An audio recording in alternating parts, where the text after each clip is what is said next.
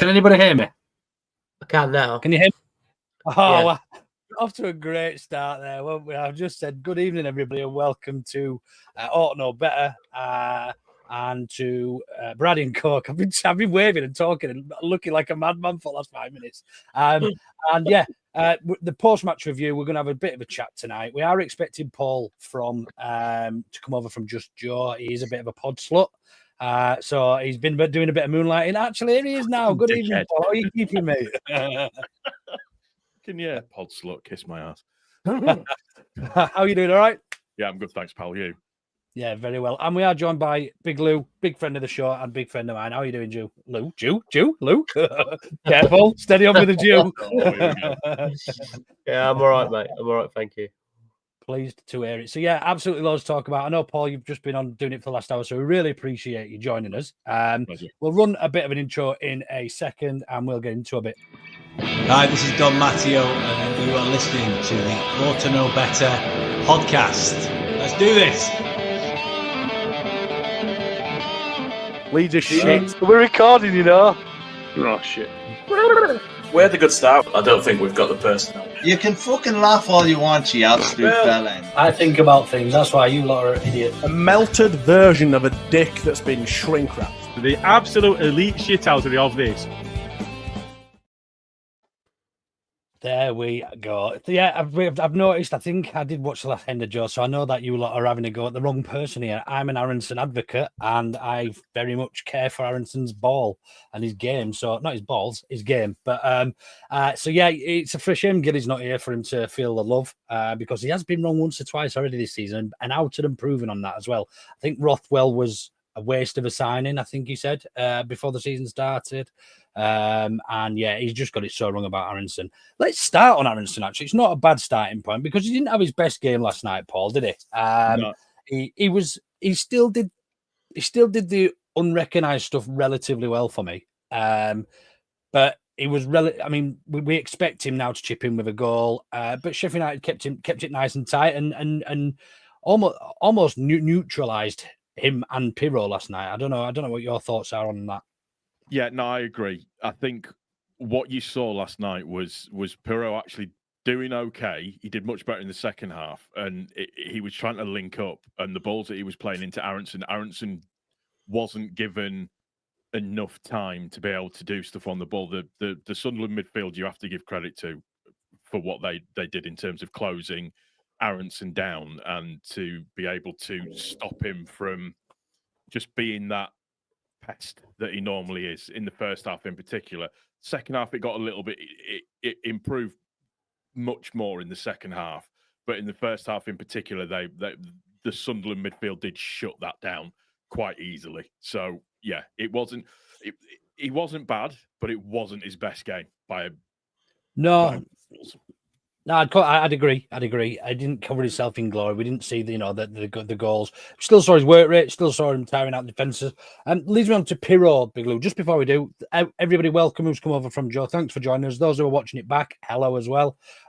Please do hit like and subscribe because apparently it doesn't cost you anything, and it's just really good for our numbers apparently. So please do that. But yeah, Lou, Piroe. Until we didn't have a shot on goal until the second half, or on target certainly until the second half when Piroe hit one with his left peg, when he started dropping that little bit deeper in between that gap between the defence and the midfield. Do you think that was a good job from Sheffield United to neutralise him, or do you think we actually just been a little bit blessed with his recent form? I think Piroe was really good last night, especially in the second half. Quite often, I mean, he's not really known for his physicality, but I thought he was pretty physical yesterday. Just sort of managed to keep the ball in tight areas, link up, which he always does really well. Hit a good shot. I don't think he had a lot to work with last night, but I think that the bits that he was involved in, he did pretty well. Sorry, Sunderland, not Sheffield United. I said Sheffield United a couple of times. Yeah, I figured you meant them. Yeah. Both begin with getting ahead of myself. Next week we're going to win 2-1 as well, aren't we? Yeah, definitely are. Sorry. That's right. So yeah, I think Piroe was good last night for considering most of his good games are normally when he scores and we talk about him. I think we can praise him for some of the stuff he doesn't always do that well. Forced a good save out of Kevin Pressman. Sorry, Patterson. So yeah, yeah, I'm pleased with Piroe. I don't think we haven't got a better player to play there at the moment, and we don't need one. No, I agree, and I think obviously at the start of the season we were trying our luck with your Hamers and your Buendias. I think if rumours are to believe, we went back in for or inquired about Buendia in the winter as well, in the January. But if we can keep Brendan Aaronson fit, and it's a big if, because he historically does tire towards the end of the season. We saw that with him in the Premier League and also when he was out on loan. I didn't know much about that on loan. It's what I've been told, so don't shoot the messenger. If you're a German football specialist, then please do come on and talk to us about it. But yeah, I understand he sort of form dips towards the end of the seasons because he does begin to tire, because he does that much fucking running, basically. And a lot of the shit work that people don't like to do, so for me, I think he's never going to be the type of player that nutmegs a mermaid. He's never going to be a Pablo Hernandez. He's never going to be that guy. But what he does give you is energy.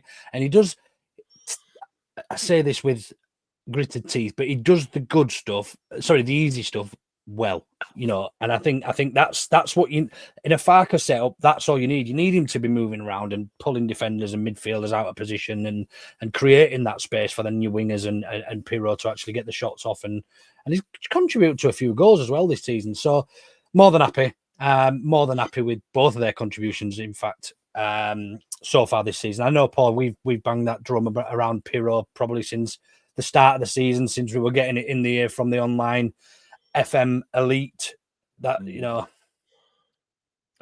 it's the thing with Aaronson is what people is the level of expectation that people have in terms of what Aaronson should be or what they think he should be. And with Aaronson, it's not to see him as a midfielder that yes, very much so, Richard. It's not to see him as a number 10 that is this creative masterclass like a Pablo Hernandez or a Jorginho Rutter was to a certain degree. The type of number 10 that Aaronson is that he is a destructive number 10 in terms of, you just said it yourself, Luke, is that he does the running around, he does the ratting around, and he does the press, the high press, the nicking the ball off of somebody to then feed it to somebody else. That type of stuff is what he is very, very good at and what he does. I agree with you. I just hope that he doesn't fall off a cliff like he has a tendency to do in terms of his overall energy levels and everything that goes with it. With Piroe, it's I've always rated Piroe. He has been, for the last however many seasons, the most consistent striker in this league, and he's proven it this season. He's at 20 goal involvements already this season. I think if he keeps going the way that he's going, he'll hit 20 goals this season. And remember that Bamford, in the season that we get promoted under Bielsa, Bamford got 17 goals. So if he beats Bamford's tally, then that's fine. But it's everything else that Piroe's starting to do now. He's starting to be that. He's that hybrid number 9, false 9 now that we've kind of been crying out for a little bit. You mentioned it in terms of him coming deep and just trying to sort of affect the play a little bit more. When his touch is on, it's silky smooth. We all know that sometimes he has the touch of a donkey, and then other times he has the touch of an absolute maestro. So I'm really, really pleased with the pair of them in terms of what they can offer. I just don't want to see Aaronson sort of fall off. I think, I know Gilly has his opinions of Aaronson in terms of him as a player and everything, which is fine. He's wrong, basically. For me, he is. I think he absolutely is. And I'm confident now in terms of us going up, more confident, especially the way that we won last night. But I just don't want to see him really, really start to falter, because for the way that Farke likes to play, there's nobody else that can do that realistically in terms of the style that we're used to playing now, which is that Aaronson destructive number 10. I don't think we've got anybody else that can do that. And you've got to give a special mention to Joseph last night when he came on. He looked hungry. He looked hungry. He looked good. He was chasing down. His touch looked a lot better last night as well. I'm happy. I'm a yeah, and I think that comes with adversity as well. I think Joseph will be well aware of everything that's been said about him. He'll be well aware that he's probably not had the best season in what's been a successful season for the team. And I think the same can be said for Meslier, really, the adversity he's had and the fact that he's come back and made some important saves at times we've needed it. I think maybe the thing with Aaronson is that he'd have played a lot of minutes, so it's always possible that he may falter come the end of the season. But I think if he keeps going, and I like the fact I don't particularly like it in terms of what it means for fans going to a game on Monday night, but we've got a week break between games. I think is really important as well, especially for people like Aaronson, who, because I think when he does look fresh in a game, you can always tell compared to a game where we've had maybe 2 or 3 in 6 days. So yeah, I agree with Paul, but I'd like to think he can see it through to the end, because we may drop some points without him at 10. Yeah, I think you're quite right. I think I've just searched for the comment. There's been loads of comments. Keep them coming in. But yeah, I think I just searched for, and then we were all crying out in myself included, for another option at number 10 or another option at number 9, one of the two. But actually, we've seen, although Mateo Joseph got a goal the other day, he got his first goal and we expected him to kick on. We're actually seeing what he brings a little bit more to the team now. Now, I'm still not going to back down, and I don't think anybody still actually honestly believes that he should be our starting number 9 anymore. But he's bringing that option. It's almost like do we really need another 9? If Piroe's scoring goals, if Joseph can come on and do a bit part and move Piroe into the 10, and we're still as effective, not necessarily. I mean, we scored both the goals with was Joseph on the pitch for the first? Yeah, he was, wasn't he? No, was he? He wasn't. He wasn't substituted on just after. That's right. Scored. That's right. Yeah. So yeah, he just come on. Him and Ramazani, wasn't it? Came on at the same time, because the first subs were. We'll talk about the first subs actually. Let's start there. So obviously we'll talk about their goal. Look, their goal doesn't get scored if Pascal Struijk's playing at centre back for me. I think Aaronson's been Ampadu's been rolled. He's been a little bit naive, thinking he can nick the ball out as a central defensive midfielder, and he's just been rolled. And that's the striker. He's a good player. He's done everything right, and he's hit it pretty much the only place he was going to score. So Isidore, yeah, props to him. He's done all the right things, but I still believe. I don't know what your thoughts are, Lou, on that. That actually, if Pascal Struijk's on the field, we don't concede there. Possibly. It wasn't great defending from Ampadu, but I still believe that Ampadu and Rodon are still our best centre-back pairing. Really? That's not to say that Struijk isn't good. I think he proved his qualities yesterday. And the only issue is Struijk is seemingly our only attacking threat from set pieces, which he proved last night plenty. But I don't know. I like Ampadu and Rodon at centre back, and I think it will probably stay that way for the rest of the season, unless he continues to rotate in those games where we've got quite a few close together. Struijk an option at 9, then, yeah. Don't see why not. Piroe off, Struijk on. I mean, I don't think I was. I think probably I worded the question a little bit sort of misleading, shall we say? Because I don't think I was advocating for Struijk starting. Look, you don't go 9 hours of football with 2 centre backs, playing together, and then decide actually my other centre back's fit now. We'll just throw him back in and we'll just break that partnership up. I don't think for 1 second that I'm advocating for that, because I sort of agree with you, but that's only because I like to see 2 other midfield options in there instead. I don't know. People tell me Ampadu is the best central defensive midfielder we've got, but I like to see Tanaka with. I don't think Gruev had his best game last night, by the way. But Tanaka and Rothwell are my favourite partnership in there. I just can't get past it. Paul, do you have any other sort of feelings on who you'd like to see more in the middle, or would you bring Pascal back in if you had the option based on last night? Farke's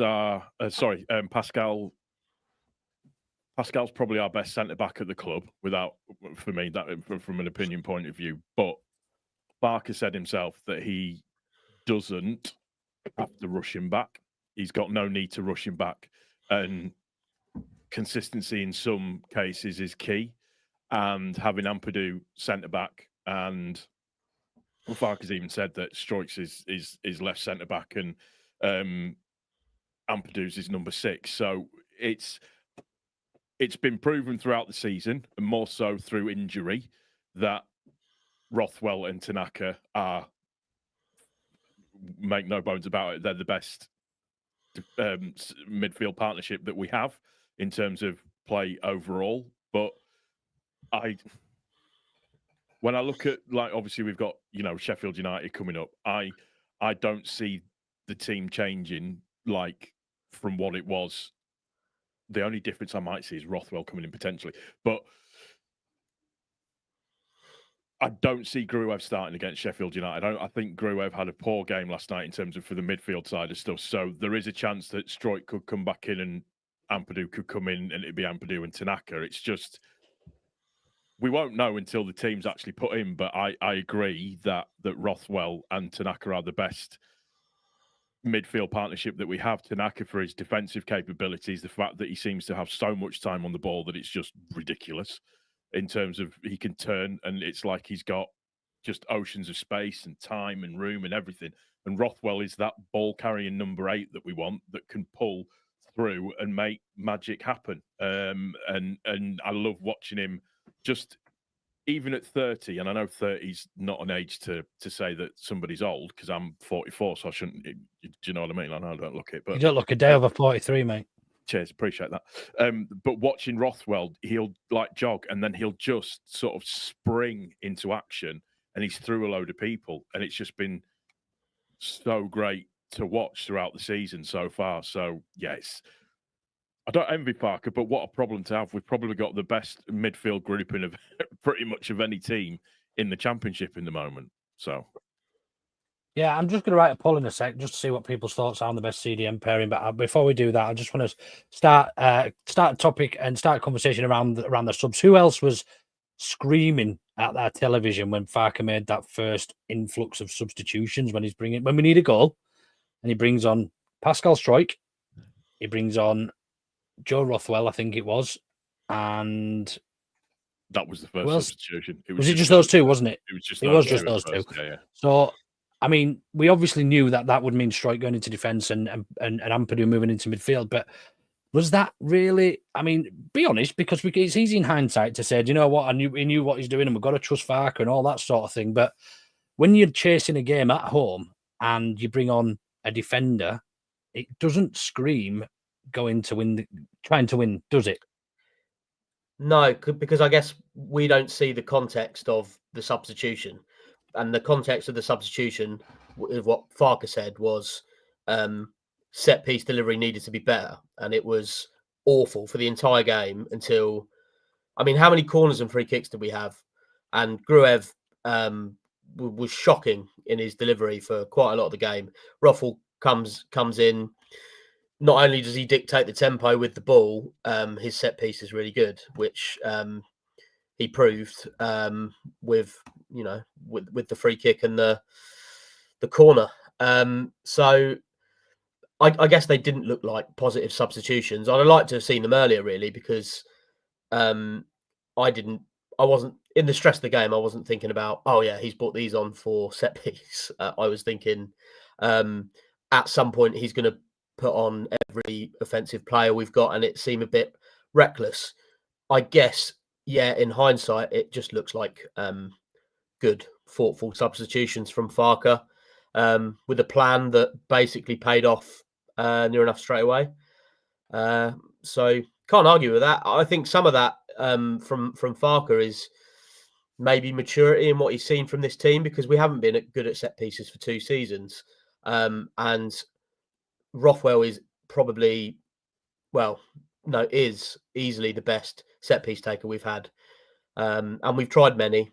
Dan James, I think, who last season was on Somerville, I think Somerville was awful at free kicks and corners as well, to be honest. I don't know.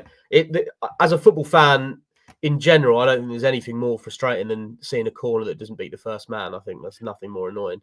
And Gruev did that quite a lot last night. And when you're 1-0 down in what felt like a must-win game, was pretty irritating. But do you think? Yeah. Do you think, Paul, it was as simple then as bringing on somebody who can take a free kick and somebody with a bit of height? And because we were getting free kicks and lots of corners, got free kicks in good positions that were wasteful. You know, they were wasteful. I don't think, I think maybe one or two, and Solomon's crossing was always that bit too far over the far post, and it just felt like we didn't have a target really in there. Piroe is not great. I mean, he's great when he gets his head on it, but it's almost got almost like he's got lead in his boots. He doesn't get much height. So do you think the tactical change then, Paul, was as simple as, right, we are going to get a chance for some set pieces. Let's get a bit of height on, get Ampadu into his favoured position, and bring somebody on who's going to not waste these these set piece chances. Yes, it's the short answer. The Struijk has an ability to have the ball sort of be attracted to him almost, in terms of when corners and crosses and things like that come in. Our best, Lou said it, the best set piece taker that we have is Rothwell, without a shadow of a doubt. You only need to look at his free kick and then the left-footed cross into the box at the same time as well. But I agree with something that Lockie said on Joe's pod just before I came onto this one, is that it comes down to moments within the game, and the moment that sparked the massive revival was just Firpo taking his man on and going down the wing and drawing the free kick, and from the rest, it's history. It's that free kick that Rothwell puts in is so flat. It's got so much pace on it. It's got so much spin on it. You could literally jump up and blow the ball into the goal. That's how good that free kick was. Because if you look at the touch that Struijk gets onto it, it's barely anything. It just rolls off of his head. That's all that he needs to do. The second goal that he scores from the beautiful drag back and then left footed, I think that was a shot. I don't think that was a cross, if I'm being 100% honest. I agree, yeah.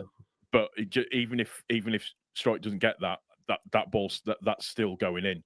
It's putting it into an area that is, that I said it before, the corridor of uncertainty, where you don't know whether or not to come or to go. And it's, you've seen somebody mention it down in the comment section a second ago, it's almost like Farke works with these guys day in, day out, and he knows what is going to help the team to get back on a level footing.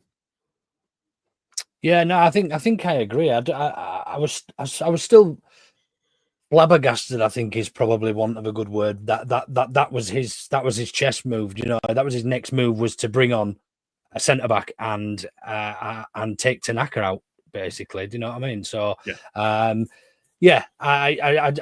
was pretty shocked. But look, it worked, and we are sat here now today having a conversation that we probably wouldn't have been having had we not managed to secure even a point last night. I think after we'd gone behind with the way the game was going, look, there's no denying we were the dominant force. We were the best side in the game. We're the best team. However, when we go behind and teams, can defend against us, and it looks like things aren't going to happen, we've not really ever had. I don't think it's happened this season. Maybe it's happened once. Did we go behind against Swansea? I think Swansea, and managed to beat them.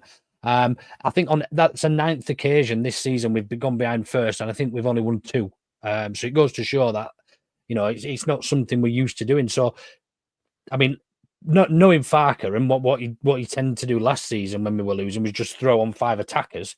That was because it worked once at Norwich. Then all of a sudden that was his killer move. That was his finish him. Do you know what I mean? But he just did it all the time. So is this going to be his new chess piece? Is this going to be his final move? His fatality, like on Mortal Kombat, fatality, and he's just going to throw Pascal Struijk on and get loads of free kicks, but hopefully not. I mean, it's just another option in it. So those first subs absolutely puzzled me. But look, Did you ever think that we weren't the best side in the game? I mean, I think they came out all guns blazing. They wanted a game from the very start. Lafay got, I think the only time he had any success was in that first 5 or 10 minutes. And they looked like they wanted a game. They got the goal, and then it was all Leeds, wasn't it? They're just young, fit. They press really well. They're pretty well organised. It was, excuse the cliche, but it was just massively a game of two halves, really. We battered them in the second half. Like, I wouldn't say it was a matter of time. I mean, I had a very pessimistic head on last night, and we were down 1-0, and it felt like we'd seen that game loads of times. We concede first, we go on to lose the game, struggle to break them down, etc. I thought that was the case. We were 12 minutes away from that happening, and I think that probably contributed to the feel of that win now, the atmosphere and how it was last night, because scoring from 2 set pieces basically to win a game where it didn't look like we were going to get anything from felt like a surprise, even though this is a really good team. I think obviously we all have the Leeds PTSD or whatever you want to call it as to why we don't think we'll win games.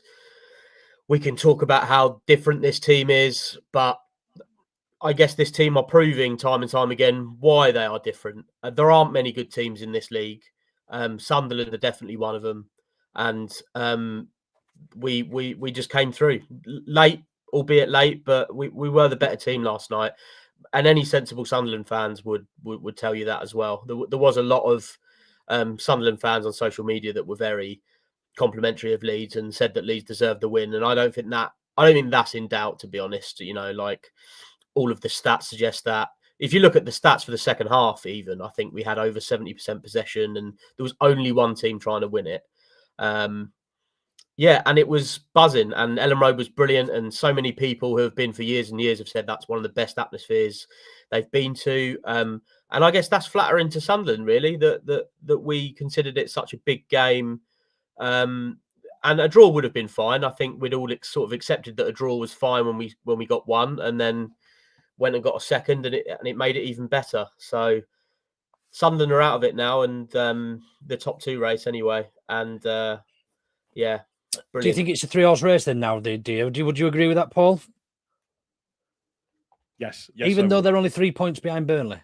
Yeah. It could. The problem is that Sunderland can score goals. Burnley struggle to score goals. That's the difference. I could potentially see Burnley dropping down a little bit further and being overtaken by Sunderland. A lot of it depends on how they react to this actual result itself, in terms of for the next game and how it runs and how it goes for them. But I think it's a 3-horse race. So I think it's us, Sheffield United, and one of Burnley and Sunderland. Still, you still think that they've got a chance of making top 2? They've got an opportunity. It just depends. I think at the moment, we can be. I think we can all be honest and say we're just brilliant at the moment. There's that. We've got an aura about us. We've got this thing about us that when we stand in the tunnel, it's like we ain't losing this game. You could hear some people were saying that they heard Rodon shouting at Bogle last night because Bogle was like knackered towards the end, and Rodon was like, "Just keep going, come on, keep going." They're all working for each other. They're all, working really, really hard. And that's why we are, where we are at the moment. But yeah, I think it's a 3-horse race, and it's Sunderland still have an opportunity, but that's a 4-horse race then, Paul. Yeah, true.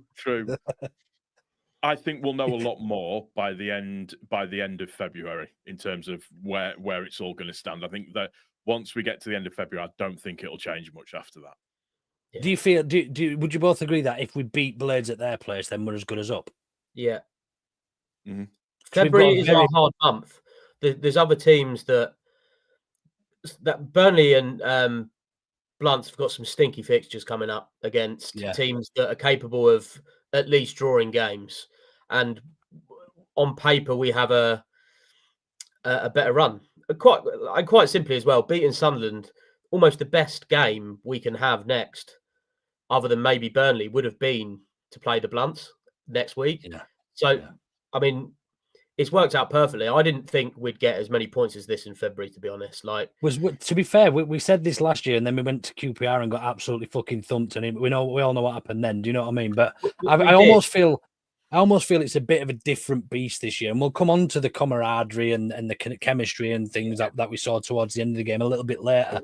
But I mean, there's always that doubt as a Leeds fan, isn't there? There's always that it's very Leedsy, and last night was not very Leedsy. You know, we were not used to those sort of emotions, and it almost to me felt better than beating somebody 4-0 or 7-0. It felt better than those games because of the nature of it and the fact what happened up there, and their fans giving Meslier it all game, and he started going over, didn't he, with the hands on the ears, and you know, it's that those wins mean far more to us than beating Watford 4-0 or Cardiff 7-0 or whatever. Was it Cardiff winning 7-0? Winning when it matters, which is what we always say we don't do. That's why it was big. Because we never win when it matters. That was one of the games where it really did matter in terms of the points buffer we could get on a couple of teams. It was massive. Comes down to the balance though. We're not relying on two players like we were last season. And in the midst of it, last season we didn't really think we were relying on two players. We were just, going through the motions. Funny you say that, because it did feel a little bit like that for me yesterday at one stage when we just kept giving the ball out to Solomon on the left. It felt like give it to Crean, he'll do something, that sort of game. And it just wasn't happening because they were doubling up on him and he was floating balls and they were going too far, which obviously led to the penalty shout, which was a Stonewall penalty, by the way, for me. And I guess that comes down to squad depth as well, because our squad depth wasn't as good last season in terms of who we could bring on. So the players we brought on yesterday all made some form of impact. Two particularly, obviously, but we didn't have that last season. And Neil Warnock said that on Sky last night, and I think he was probably pretty right about it. He seems to think he's best mates with Farke as well, weirdly. Yeah, he does, doesn't he? He's like he's known him all his life. Yeah, they had a half-an-hour chat after the playoff final, and now they're best buddies. But also he did say, which I wanted to say really a bit earlier, just sort of really quickly, was that he was talking about Piroe before the game, and he said that Premier League teams haven't got Piroes, and he even said Arsenal haven't got a Joel Piroe, and they would like somebody of that ilk. So don't always believe that anything that he says, because he's sometimes I think he's away with it. A lovely guy, man, and some of the viral videos of him are just absolutely. Yeah, they're hilarious, but they're priceless as well. Do you know what I mean? It's almost as good as a Steve Bruce. How was the bacon, did you say? Up there with them. So those sort of viral videos. But moving on then, we move on to the later subs. We get back to 1-1 after the first two subs. Then he brings Matteo Joseph on and Largi Ramazani. Do you think we were going for it at that stage? Because the game was very much in our balance on it. Yeah, we balanced in our favour. Sorry. No, we were. We absolutely were. The problem was I think Solomon took a bit of a hit with that tackle off of Hume in the first half, where he absolutely. It was a bad tackle, in my opinion. Yeah, it was a tackle that maybe 5 or 6 years ago you get away with, but now you can't really get away with something like that. But I think that affected Solomon a little bit. So Ramazani coming on made a lot of sense. Joseph coming on as well made sense to me. They needed somebody that was gonna there was something that happened at the 60th minute. I said this before, but you could just feel the atmosphere. I wasn't at the game. I was watching it on the visual radio, and you could just feel the atmosphere sort of shift slightly. We scored and it went up another notch again. And it was we were just relentless. And you need those.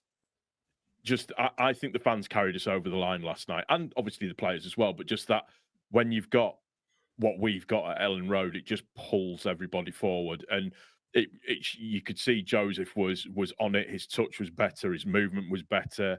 He looked like a footballer, whereas in the other game, he didn't. Ramazani was getting in and around and all over the place. Depending on who you talk to, it was an absolutely sumptuous ball back out to Rothwell for the second goal. So it depends on how you look at it. But that substitution made a lot of sense. I think the best substitution was when he took Firpo off and brought Byram on, because Firpo had just been booked, and I think Firpo was getting. He looked knackered. He looked knackered, but I think he was getting pissed off as well. And he was a walking tightrope. And I think that was a really sensible substitution. Was it Firpo who took Poveda out? He got absolutely skinned by Poveda and just put his foot through him. Yeah, pretty much, yeah. So I just think that that was quite a sensible substitution. It just keeps him away from causing any problems or anything like that. But yeah, it was for me, once we got the first goal, it was only ever going to go one way. Only ever going to go one way. Yeah, I agree, and I was watching it on the international radio, and was a little bit behind, so I was still madly refreshing Twitter, and I'd just seen goal, and I thought somebody's just retweeted an old tweet or something, but it said goal Rothwell, and I was like, what the fuck's happened here? Rothwell, and I was like. And then it came up on my screen. And it was Struijk. I was like, "What the fuck's going on? Help!" I was like, fucking panicking. I was like, "Is it being given? Has it not?" Do you know what I mean? I was like, "Is there a penalty? What's going on?" Like, and I just couldn't make sense of it. But it was just Graham Smith getting an hard on a bit too quick, I think, and just hilarious. You know, it was serious because Smith just put "fuck me" as the start of his tweet. Yeah, when it went on, and you just thought, he's it was it's a magical moment, isn't it? It's one of those things that you talk about. The 7-0s are great and they're fantastic to watch, and it was, comedy bullying of Cardiff as the second half wore on. But to see to win a game like that in that manner, it's just unbelievable. And let's have a chat about it as well. Nobody was leaving that stadium. Nobody was leaving that stadium at all. No, I've seen a lot of tweets from Sunderland's perspective actually saying if we're 1-0 up in the was it the 78th minute, I think the first goal, 79th minute, a lot of them are leaving 10 minutes early to go get in the car and beat the traffic and whatnot. So they rightly echo what you say, Paul. I think that the fans brought sort of almost sucked that result home at times, but. Let's fly through a few comments before we do move on. Thank you ever so much, everybody. I have starred one or two. Keep them coming in. I will share the good ones or the ones that take the piss out of Gilly. See you later, Lou. Skip. No worries, mate. No worries. Skip says, you get promoted when opposition fans start saying you're just going to come straight back down anyway. Yeah, that's the easy bailout for we're not going to go up this year, so you're going to come straight back down. We've done it. We did it to Ipswich. We've done it to Southampton and went last season. So that's part and parcel of being a football fan, I'm afraid. Skip. Kev Marston, it was you, actually. I do apologise. I did say I forgot who said this earlier, but everyone got too caught up on a new number 9. Hardly in desperate need of goals, given our embarrassment of riches and goals from elsewhere. City won the Prem with no number 9 before Haaland. Paul, what do you make of that? Do you think we have got enough options with Piroe and then obviously Mateo Joseph coming in Piroe's either absence or if he moves into the 10? Yeah, let me just run this one down for you. Piroe 14 goals, Daniel James 10, Brendan Aaronson 8, Mana Solomon 7, Nonto 5, even though he's not playing very much, Struijk 5, Jaden Bogle 4, Ramazani 4, Mateo Joseph 3, Ayo Tanaka 2, and then Rodon, Firpo, Woba and Byram are all on 1 goal apiece. We've got more than enough to score goals in this team. It's absolutely nutty. Was it Farke who said you needed, 80 goals or 90 goals in a season to go up? Was it about Farke 80 or 90 goals? I think he said it was, yeah. What are we on out of interest? Are we on something like 60 something? 60, we're on 60. I'll tell you. Give us a sec. 68. 68. Scored 68 and we've let in 20. And that's a goal difference. Record. It's ridiculous. Yeah. And that's a goal difference of 48. Yeah, some result. Smarty says he's on tomorrow, ladies and gents. Save it for then. I'm sure this is probably everyone will be back. By the way, we will be back tomorrow at the similar time to do the main pod of the week. I thought I'd tell you. So do come on and please do grief Gilly because he deserves it. If I'm honest with you. Moving on, Gilly is wrong about lots of things. In fairness, Richard, you are right. This is I forgot to put a picture of this in the brands to share with you, but I'm sure we've all seen it anyway. But what a lovely sight seeing Archie there last night with his girlfriend. I imagine that was sat with him. It's hard to believe that Archie Gray's got a girlfriend because he's so young and innocent, and you don't expect him to do things that adults do, I don't suppose. But yeah, very nice to see him there. And there was, he posed for a couple of pictures in his 700, 800 quid coat, whatever it was, the Canada Goose. But yeah, lovely to see. And it just shows he still has love for this place. Do you know what I mean? And yeah, it is what it is. Unfortunately, we lost him. Okay, BJ, Aaron, I'll let you answer this, Lou, to see what your thoughts are on Jay, because Jay's also often wrong. So Aaronson tries hard and has ability, but holds the ball too long and makes poor decisions. I agree sometimes. For me, he's had some good spells recently, but I want a bit more. Like Oliver Twist. I think it's hard to disagree with the first part of that. He can be frustrating. He does get lucky sometimes with sort of like a ricochet offer. But he is essentially. Does that not go with the nature of his position, Lou? Because he's in tight spaces. Exactly what I was about to say. Really, like he has to try things. He has to create things, and they're not going to come off every time. So I guess it's highlighted in that respect that when he does something, the attack breaks down. In parts, this probably is just going to sound like this some sort of weird Aaronson parody podcast where we're all just praising him for no reason. I think he does deserve criticism sometimes. He can be frustrating, but I don't think you can underestimate the work rate thing. I don't think it's a moot point. The work rate, the press, all of these things are really important in a high functioning attacking team like Leeds are, and there's a reason why we looked like a completely different side and a worse side when he didn't play against Millwall in the FA Cup. So yeah, I get it, and I think maybe what Jay's saying as well is that he has the capacity to be a better player, and he's still young, and he might get to those levels.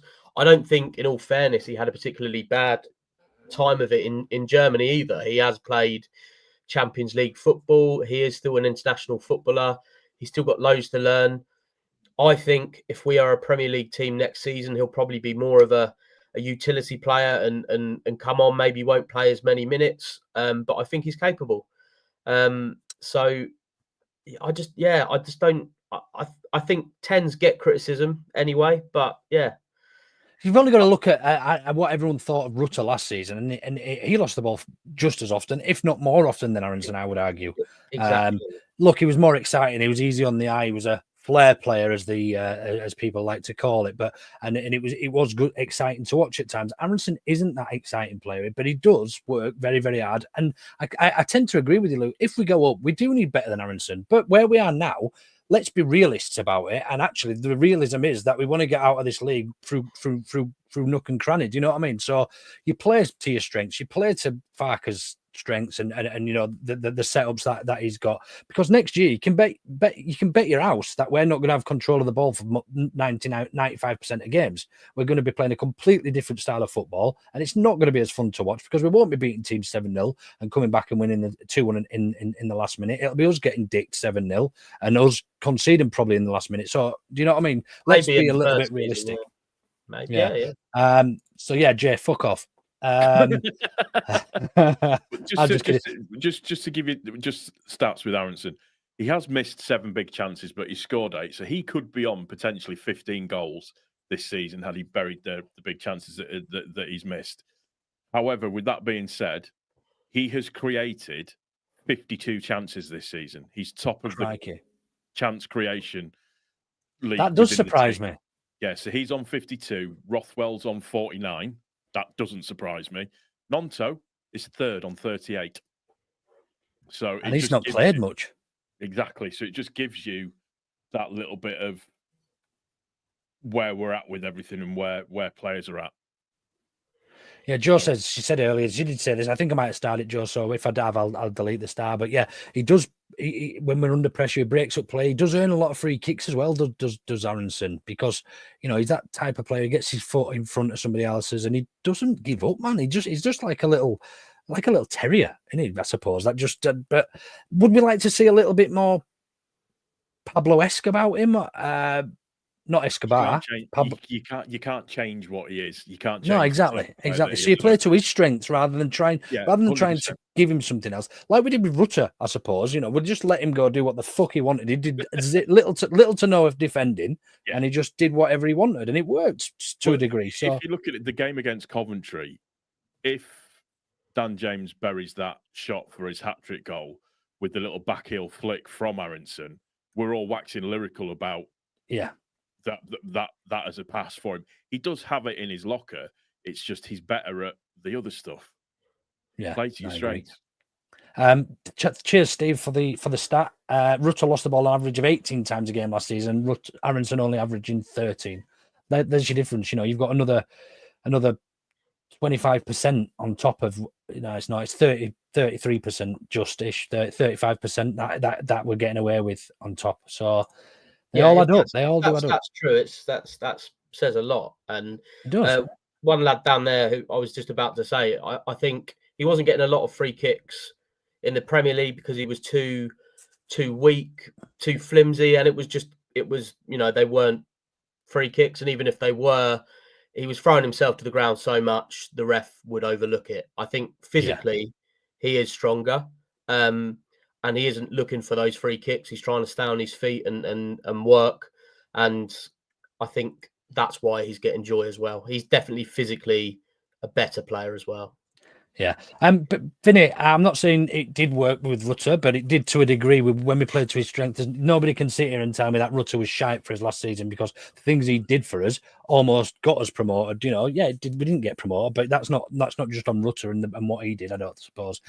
Jay, you want to see assists? Now give me goals. Fuck off. Just quick answer to Richard as well, who's asked what Piroe's G&A is currently. It's 20. 20, yeah. Wicked. A few more stars then. Just Meslier. Just a point on Meslier. Would anybody like to take this one away? Yeah, quite easily. Obviously, something has happened in the background. Something's gone on. There's been a chat. There's been a conversation with probably the manager, probably with his teammates as well. I think that he's just been trying to stay more switched on and more on with it. But what we've seen is, like last night, within the first, 5 minutes, he makes a double save. The couple of other games where he makes. I think it was huge. It was like the first minute and a half, wasn't it? It was. Yeah, and that makes a different.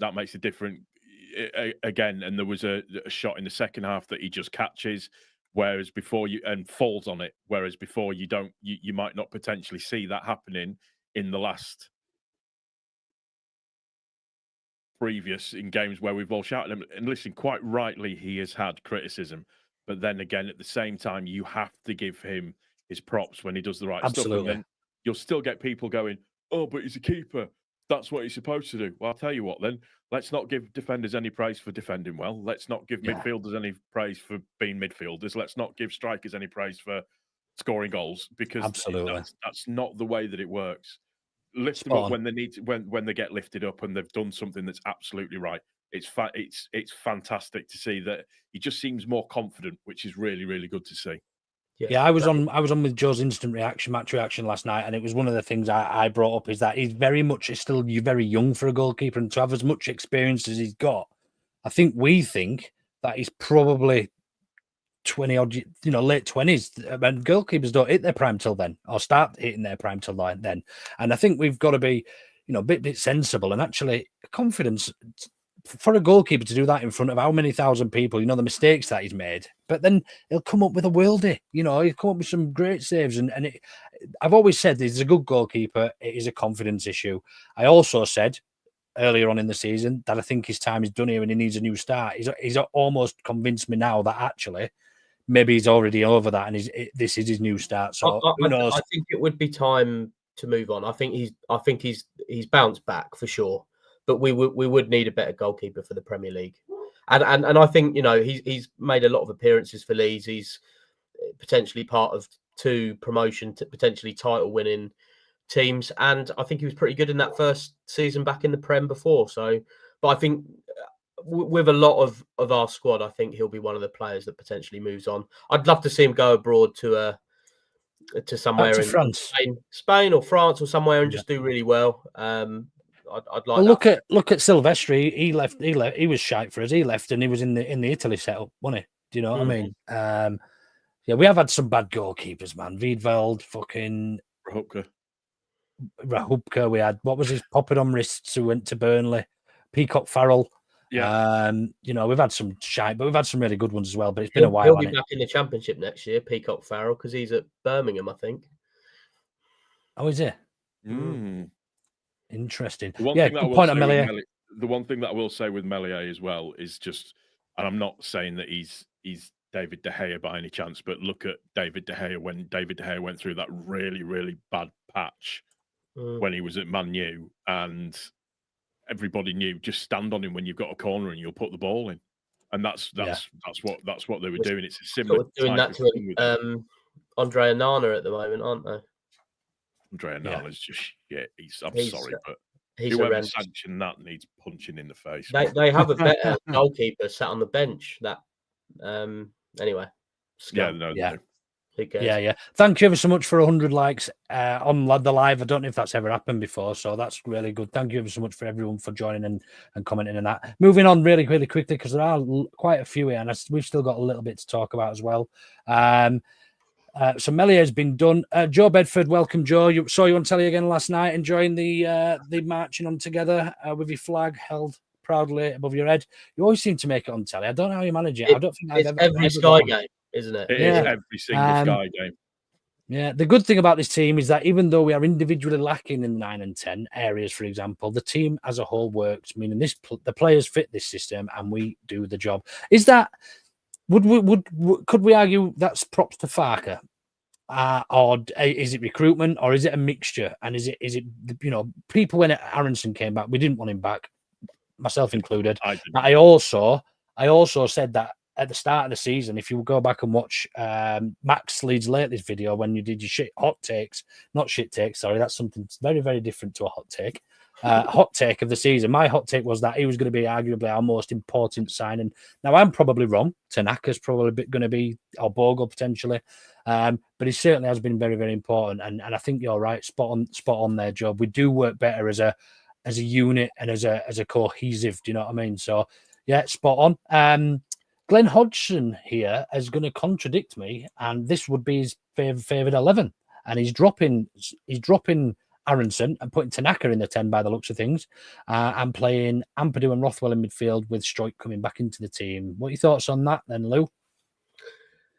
Well, firstly, no offence, Glenn, there's absolutely no need to do that.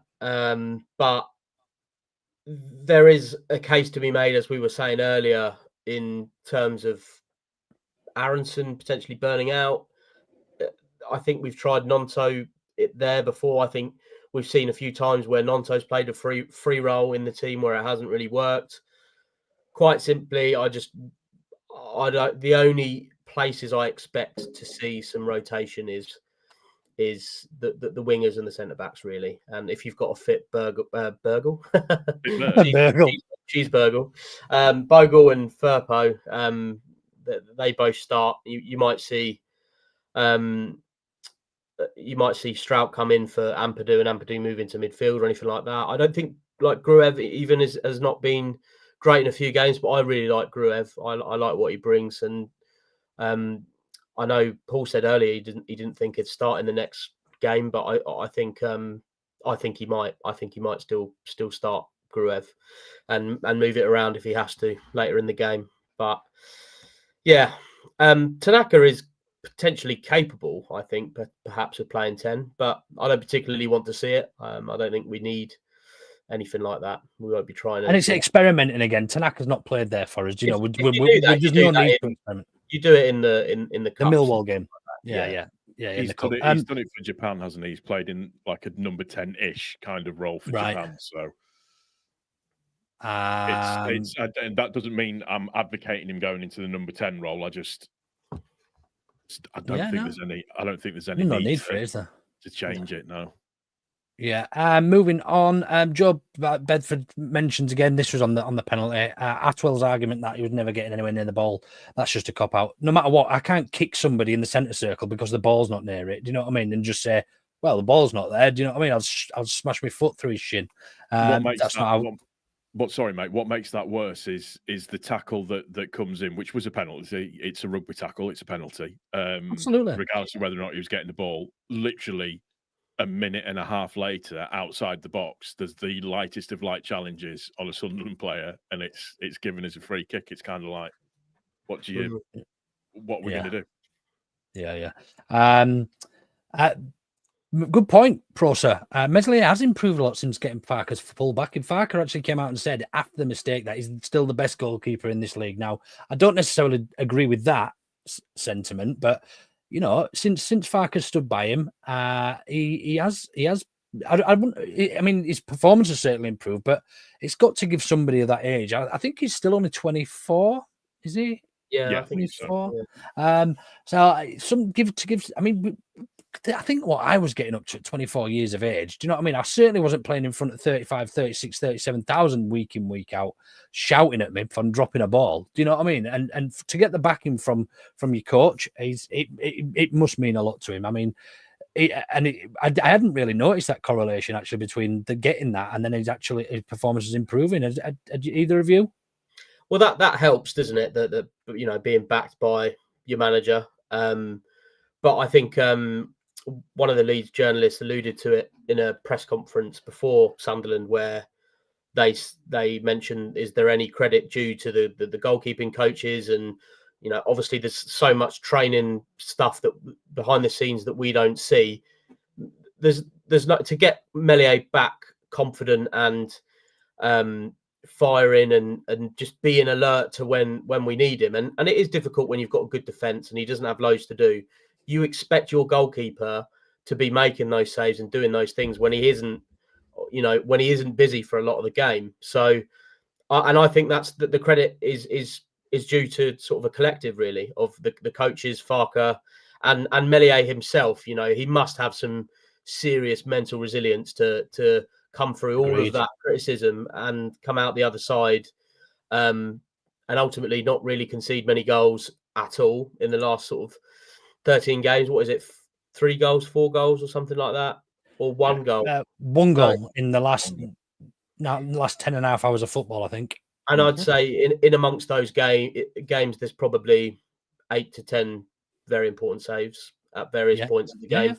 So, yeah, fair play to him. And I think, you know, there's a lot more than meets the eye with the work that's gone in to get him back to form. When you look at it from a statistical point of view as well, 33 matches, 20 clean sheets. Yeah. And a lot to be said. I mean, people will come out and say that it's because of the defence, but ultimately they will negate and overlook the fact that he has made saves. You say that, but most of the plaudits for Burnley's clean sheets are going to James Trafford. So yes. So I think, you know, it's a different one. And I think in that defence, that Burnley defence, Trafford is obviously a very good goalkeeper, but that Estev is the only sort of outstanding player in that defence.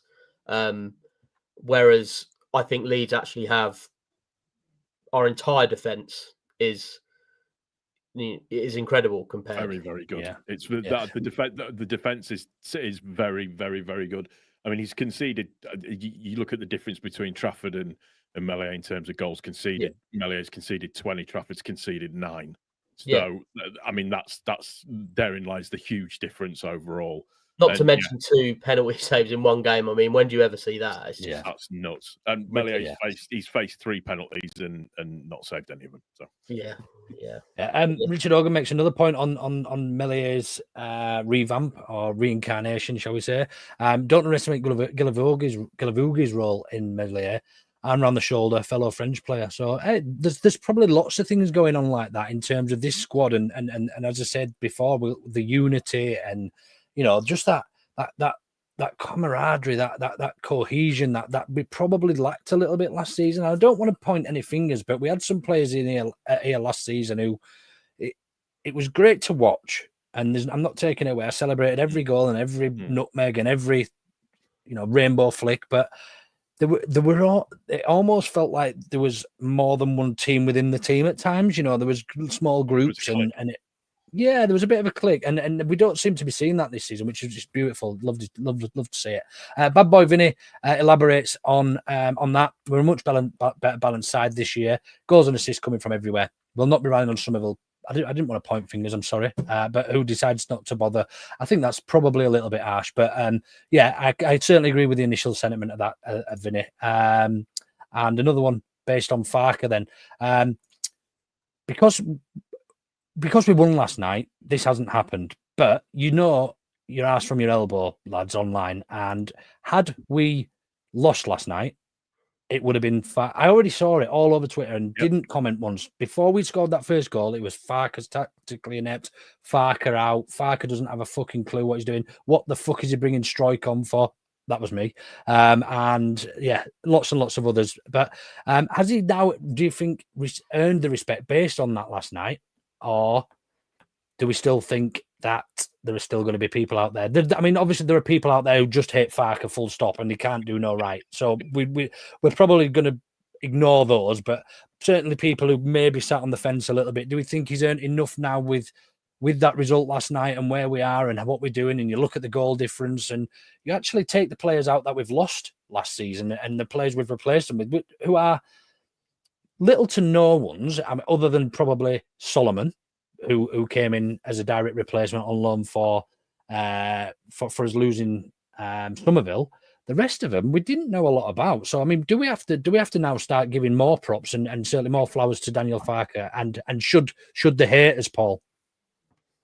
You'd like to think so, but unfortunately for some people, you're never ever gonna turn some people's opinion around. Farke is a phenomenally good coach at this level, and he is. You have to. Well, you only have to look at his statistics with who he's managed, in terms of the points that he's earned, all of that kind of good stuff, promotions that he's got, everything that goes with it. He is currently, forget the league that we are in, he is currently the most successful manager we've had. Forget the league that we're in, just in terms of points won, points per game, first against games and all of that kind of stuff. He's in and around the 60% mark, which is fantastically good. We all said the same thing, that we all think he's a little bit risk averse in terms of the way that he plays. And then all of a sudden we go win 7-0, 4-0, 2-0, and we're absolutely pasting teams left, right, and centre. You've got to understand Farke as a manager. He understands this league really, really well in terms of how you start this league to how you finish it. It's a marathon, not a sprint, and it's watch what Farke teams have always historically done, which is start off kind of slow, not really negatively and bad, but start off slow, eke out the results, and then all of a sudden it's just like they switch gears, which is what we've done a little bit. Last season, the thing that killed us was the internationals, and the biggest problem that we had, I think the Wales contingent within our squad having the issue with not making it was a big issue, and the same with Aaronson, somebody else as well. Put him, Dan Connor James Roberts missing those penalties. Connor Roberts. So Connor Roberts, Dan James, and Rodon all had that really, and I don't think they ever came back properly again. Is what they needed to. Rutter was never right after his hernia injury. He was brought back too quickly, in my opinion. But this season, like I said, this season just feels a little bit different, and you kind of see him for what he is. I mean, it's like we all said, the substitutes that he made last night, the first two, we all kind of went, I understand Rothwell, I don't get Struijk. Oh, I actually get it now. That makes sense. But yeah, and make no bones about it, we've still got games and results to grind out in this league. By the end, like we won the league under Bielsa by 10 points. We might do the same again this year, but it didn't feel like 10 points last time. We still have the international break in March to navigate as well. So yeah, I mean, there might be a couple of tough results between now and the end of the season. So nothing's a given, and Farke deserves all the credit in the world, because there's no guarantees in this league, as we know. However good you are, there is always potentially a damaging result around the corner. This team of players still has to perform. They still have to do their jobs. Farke still has to make those big decisions. They won't all work, and he's got it right, and he knows how to get it done. And he nearly did last year, to be fair. And I didn't. A lot of people with some forward thinking thought that last year might not have been a good year to go up. You ain't thinking that when you're at Wembley for a playoff final, are you? Let's be honest. So we are better equipped this season, and Farke is a massive part of everything good that's happened this season, in his decision making, his rotation, all the mistakes that he's learned from last season. I can't say enough about him, and I ultimately don't care about the Farke outs, because if you're not enjoying this now, when you're not going to ever enjoy it. When are you going to enjoy Leeds playing football and winning games? Like you aren't. Yeah. There isn't going to be a time between now and the next 20 years enjoying football. If you can't enjoy it now, completely. If you can't enjoy it now, 100%. Joe, just want to say, not on my watch. That won't happen. Not on my watch. None of that. No. I just want to share the result of that first poll. And Tanaka and Rothwell actually won quite convincingly. We had 107 votes, 54%. I think 36% went to Ampadu and Tanaka. Now, we've not seen a lot of that, if at all, this season yet. Tanaka and Ampadu together. No, we've not. We've probably seen it maybe a few minutes here and there. Yeah. Tanaka and Gray on 4%, and then other on 7%. So that's the end of that poll. And we are going to come on to a man of the match. But what I just wanted to do really quickly, because we've got a couple more questions in the comments, so I wanted to save. Just going to fly through a couple of videos from yesterday and images that made me smile. First of all, Enzo Lamessi getting sent for a hot dog.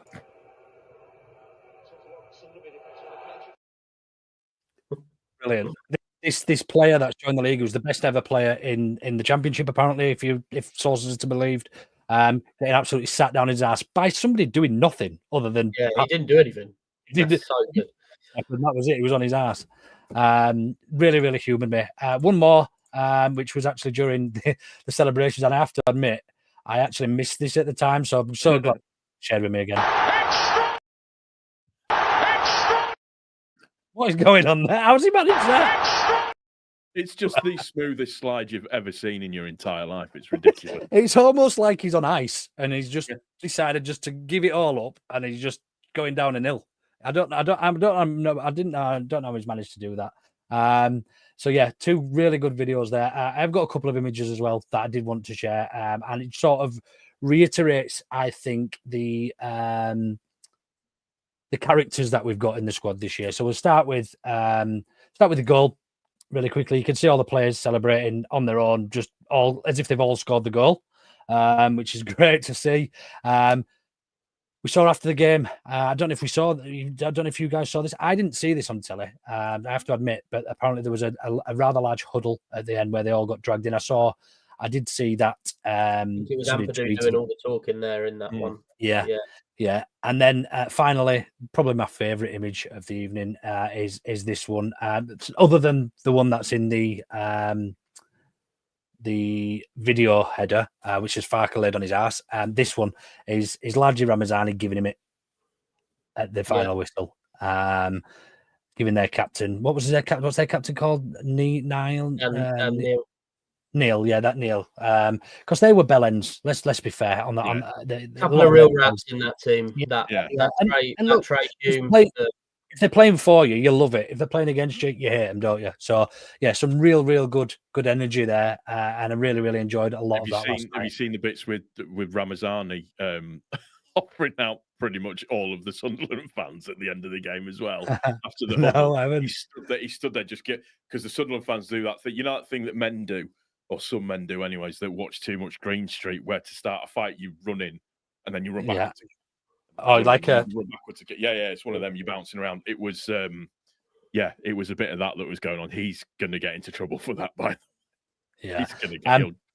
Well, the other image that I'm not putting in was Lichat with his cup in his ears to the Sunderland fans as well, because they were giving him it. You know what I mean? He deserves that. He deserves that. Of course he did. Of course he did, and he earned every second of doing that. We have had a couple more questions before we come on to man of the matches, and then we'll be finishing up. But Kev Marston, I mentioned this actually on Joe's show last night. It felt, and I know that the job's not done by any stretch, but it did feel very much like this. Pascal's last-minute winner felt very Pablo-esque against Swansea moment in the context of the season. It's almost really feels like we're going up now. You know, had we lost last night, or even probably dropped points last night, we probably wouldn't feel as elated and as confident as we are now. So, where would you rank that? And I know we were a lot closer to the line at the time with Pablo's, and it almost definitely meant we were up. But how would you rate the two between each other, Paul?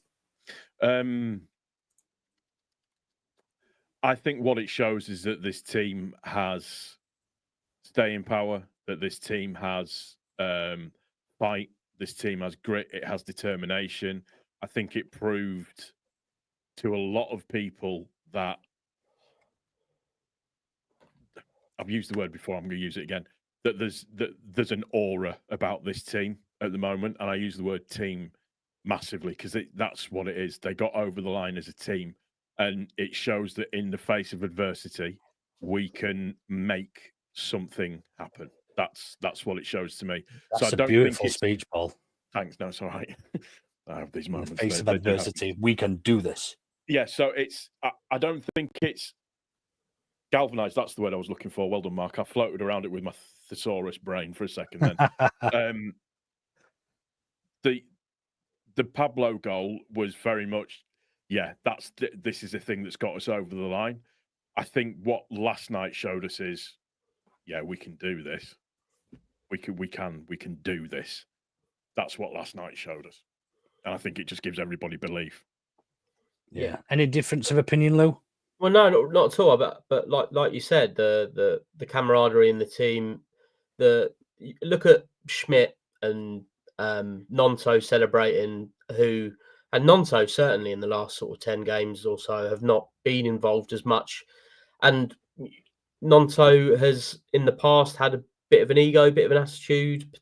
Perhaps that's clearly been nipped in the bud, because if we've all been part of sports teams, I'm sure, and not being involved as much in a team where they're being mostly successful can be quite difficult. And I imagine at the highest level, probably even worse. So for them to have that attitude and to be part of everything just shows that everything is in place for success. And there's no bad eggs. And I think that speaks volumes about the transfer window, perhaps, that we had, and Farke not wanting to ruin what he's got potentially with somebody. And I think that can potentially be underestimated in what's happened. And yeah, maybe it was a roll of the dice, but so far so good with all of that. And I think that's the biggest thing. He probably had opportunities to add decent talent to the squad, and there might have been some question marks about it and wouldn't have gone ahead with it. So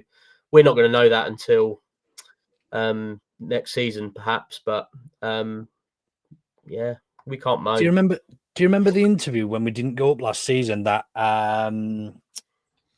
49ers did with, I don't remember who they did it with, but they said about the characters and the fact that we're going to recruit very sensibly, and we're going to bring a certain type of person in that believes in the project. And I know Americans speak a lot of lip service, so I'm not being overly naive here, but at the time I thought, I almost had it in my head who was going to be going, pretty much. Now, Somerville was one of those, and actually Nonto was the other. So actually to see him yesterday leading the celebrations, having not gotten the pitch, not got a lot of game time recently. Simon Johnson actually said it to me, replied to me, says it's almost a turning point, a sliding doors moment in him, and he's matured that much now that actually he's now beginning to understand that it's not all about him. It's a team game, and he's showing a real sense of maturity. Because there was a time I would have feared he'd been down that tunnel had he not got on the pitch last night. You know, win the game in the final minute. He's had nothing to contribute towards it, and he would, you know, I might not have done, but there was a time when he might have done, and I would have feared it. But just to see him so I mean, I'd probably be quite into it if I knew if we were going into the Premier League next season, my salary was probably tripling. That's that's a big motivation. Fair. I think I don't think the role of Chilavogi should be understated either. I think there's a lot of players within that squad that see him as kind of like an uncle type figure. Apparently, he knows all the best eating spots in Leeds and stuff and things already. Like that. He organises nights out for everybody to come and go and have something to eat and all of that kind of stuff. So I don't think his role within this team should be underestimated. And it's we need a social captain in the Premier League next year, then basically. Pretty much, yeah. Chilavogi, sign him again. Give him another year. It's almost as if Farke knew what he was doing. With signing weird that one, yeah. I know, it's mad. It's mad. Because he's not a great footballer anymore by any stretch. And I know he's had a decent career, but we've seen him play football. Do you know what I mean? So we know we've not brought him in for his football. But at the time, we did have a shortage of centre midfielders. I think Gruev and Ampadu had both got injured within a week of each other, didn't they? Seriously, and they were out until the new year. So, AJ Law says just on Ampadu, I was so happy with the post-match interview with Amp stepping up, admitting fault. What a leader that guy is. Look, it takes a big man to admit fault and apologies. Do you know what I mean? So, might have been a slightly different interview had we lost the game, I suppose, but we didn't. So we'll never know. I don't think even the fan base would have gone in on him though. No. I mean, it's one mistake. I mean, he makes the odd mistake here and there. Sometimes he's a bit rash and he just smashes the ball wherever. But you know, look, for what he's been for us, I don't think we can I think we'd have to be very harsh to sort of start digging him out for that. Pops, anybody gonna have a bet on us getting over 100 points? How many points do we need to get to 100? What are we on? Are we on 70? 72, so we need another 28 from how many? Possibly 30, 39? Yeah. 39. I win our 6 home games. If we win our 6 home games, we'd be on 90. We're on the same. Yeah. So we can drop up to 9 points, is what we're saying. Is that right? No, up to 11 points. Yeah, but we're not going to. No. I think we do 100 points, this season. Anybody else can have that? I think we do 100 points this season as well. I don't see why not. Like I think after March, I think it all hinges on this international break in terms of when we might have to rotate a little bit if you know when, because we got a couple of guys that are traveling ridiculous distances for not a lot. So what about 100 points, 100 goals? 32 goals in 13 games. Someone needs to get a battering in amongst that. Yeah, pretty another much. 7 or 8 nil. Yeah, a couple more of them and we'll do all right. Yeah. If you could pick a game, if you could pick one team for the rest of the season to see a 7 or 8 nil, who would you like? I mean, me, Millwall. I'd love to bat Millwall. Yeah, there's a game coming up on Monday. I'd like to see it. Yeah. Oh yeah. Actually, yeah. Okay, right. Scrap that.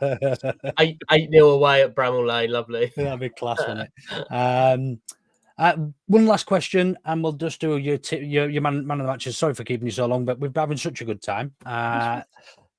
We've been on for an hour and 18 minutes. So, Luke, do you sign Rothwell and Solomon if we go up, or should we be looking at better? I'll start that one with you, Lou.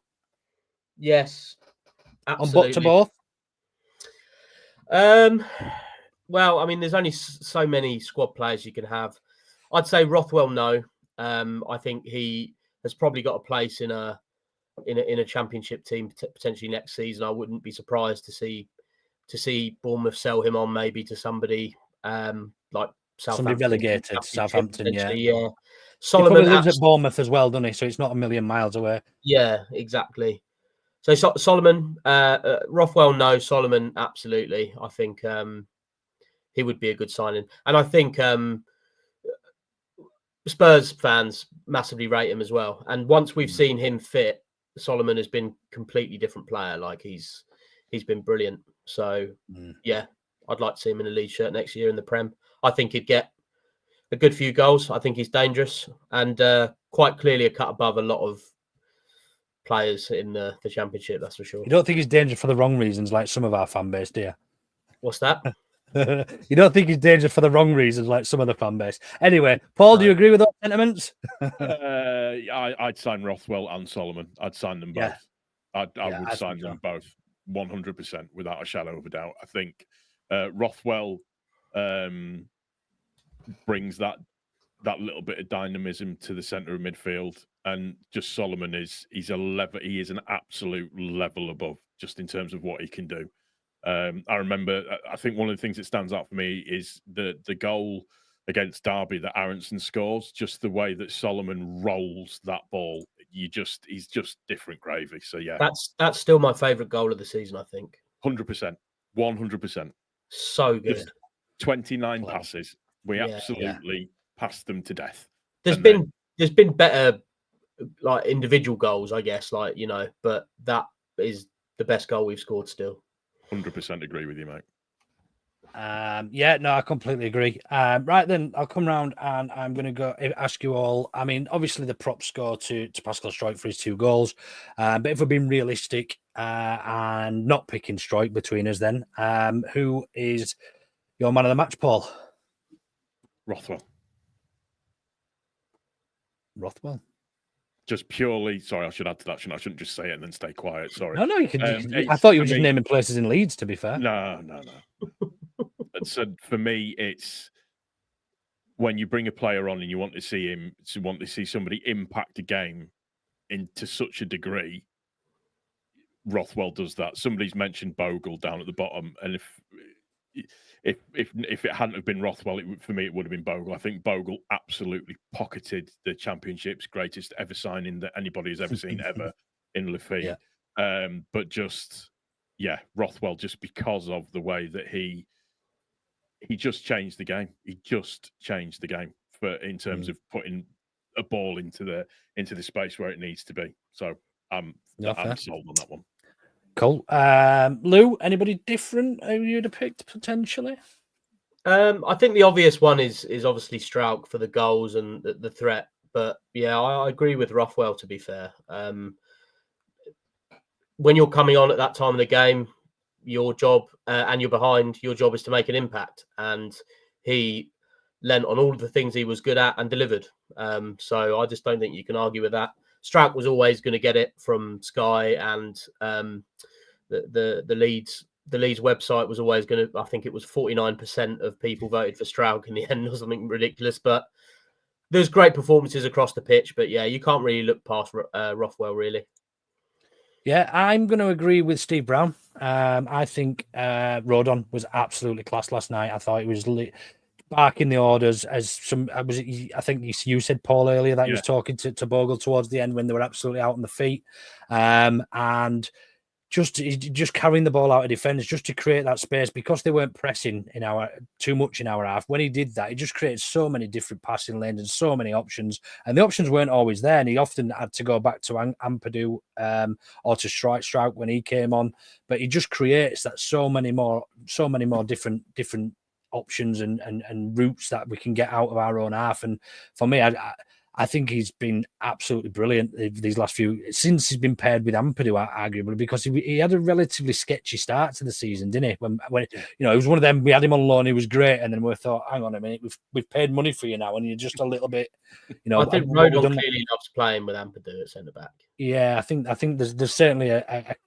chemistry between the two, isn't there? So yeah, it would have been Rodon, but yeah, I can't argue with any of your shouts, to be fair. I thought Dan James was really good again last night as well, picking the ball up wide right and coming in field and trying to beat players. Meslier, props to Meslier, staying switched on again. Another great game. So really, really tough one. But I think on that note, then, gents, has anybody got any other business, anything else they want to mention about last night that we've maybe not covered? No, I think we're all right.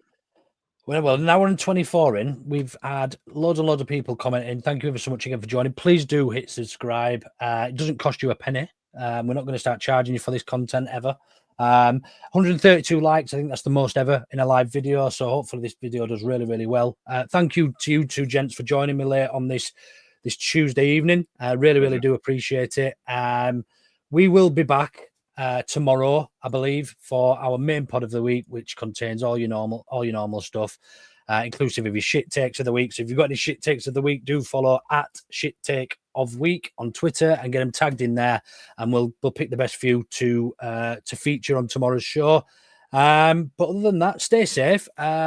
Small matter of top 2 next Monday night, and we will be back for another Berardi and Coke then, I suppose, probably Tuesday next week. I guess, I don't know. Yep, and an 8-0 win. And an 8-0 away win. Cheers, lads. Appreciate it.